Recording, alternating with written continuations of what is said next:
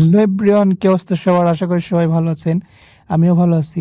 আজকের ভিডিওটি হতে চলেছে আমি মাটির চুলাতে ভাত রান্না করব। আমার অনেক দিনের শখ মাটির চুলাতে ভাত রান্না করব। সেই কারণে আমার মেসের ছাদে ছোট্ট একটি মাটির চুলা আছে। সেই মাটির চুলাতে চলে আসলাম ভাত রান্না করার জন্য। আর আমি ইতিমধ্যেই চাউলগুলা ধুয়ে নিলাম। আর এই তো চাউলগুলো আমি চুলাতে উঠাই দিলাম। আর আমি এখন মাটির চুলাতে জাল ধরাই দিব, যে আগুন জ্বালাই দিব। আমার অনেক ভালো লাগছে কারণ আমি অনেক দিন পর এই মাটির চুলাতে রান্না করছি। আর আমার অনেক দিনের শখ মাটির চুলাতে রান্না করব। অনেক দিন ধরে ভেবে ভেবে আছি যে মাটির চুলাতে রান্না করব, কিন্তু করা হয়ে ওঠে না, সময় সুযোগ হয় না। সেই কারণে আজকে যেহেতু শুক্রবার, সকালে আমি ফ্রি, সেই কারণে সকালে একদম ঠান্ডা ঠান্ডা মনোরম পরিবেশে আমি মাটির চুলাতে ভাত রান্না করার জন্য এই প্রিপারেশনটা নিয়ে নিলাম। আর অবশেষে আমি মাটির চুলাতে ভাত উঠিয়ে দিলাম। এখন আমার ভালো লাগছে আর সেই গ্রামের বাড়ির কথা মনে পড়ছে। কারণ আমি যখন আম্মা সকালে রান্না করতো, তখন একদম ভোরবেলায় আমি আম্মার সাথে তার চুলার পাশে বসে বসে আমি শীতের সকালে সেই আগুনগুলো পোহাইতাম। আর আমার সেই কথাগুলোই মনে পড়ছে, যেহেতু বাইরে থাকি আর সেভাবে রান্না হয়ে ওঠে না। উম, রান্নাগুলো হয়ে ওঠে না। আমরা যখন এখন গ্যাসে রান্না করি আর হচ্ছে কারেন্টের চুলায় রান্না করি, ওইভাবে হয়ে ওঠে না, কারণ ওঠাই দিয়ে আমরা আমাদের কাজ করি, আমাদের অন্যান্য কাজগুলো করি।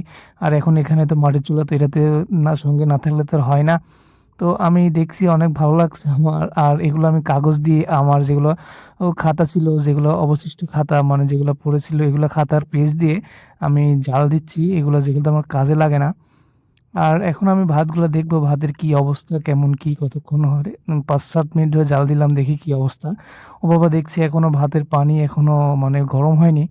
তো আবার দেন জাল দিতে লাগলাম। জাল দিতে থাকি, কি হয় দেখা যাক কতক্ষণ লাগে। অনেক দিন পর যেহেতু দিচ্ছি, আমি ভেরি এক্সাইটেড। অনেক দ্রুত আর অনেক ভালো জাল জ্বলছে। আর আমার অনেক ভালো লাগছে, কারণ শীতের সকালে হালকা গরম গরম ভাব আর এই চুলার পাশে জাল দিতে দিতে এখানে পানিগুলো বয়লিং শুরু হয়ে গেছে। আর হোক, আমিও দিতে থাকি। এখানে চাউল অনেকগুলোই আছে, প্রায় আমরা সারাদিনের জন্য রান্না, বারবার আর রান্না করব না। আর দেখতে দেখতে ভাতগুলো দেখি ভাতগুলো হয়ে গেছে। এখন আমি ভাতগুলো দেখবো পারফেক্টভাবে হয়েছে কি না। তো দেখার জন্য হাত দিয়ে একটু নাড়া দিয়ে দেখলাম, হ্যাঁ হয়ে গেছে ভাতগুলো একদম পারফেক্টভাবে। আর আমি তো ভাতগুলো হচ্ছে বসায় রান্না করতে পারি না।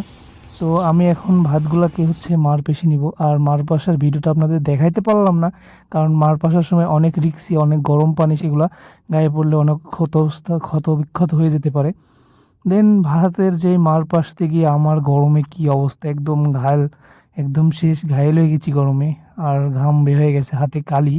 ব্যাপার না, ইটস ওকে। কারণ অনেক দিনের শখ, শখ তো পূরণ করতেই হবে।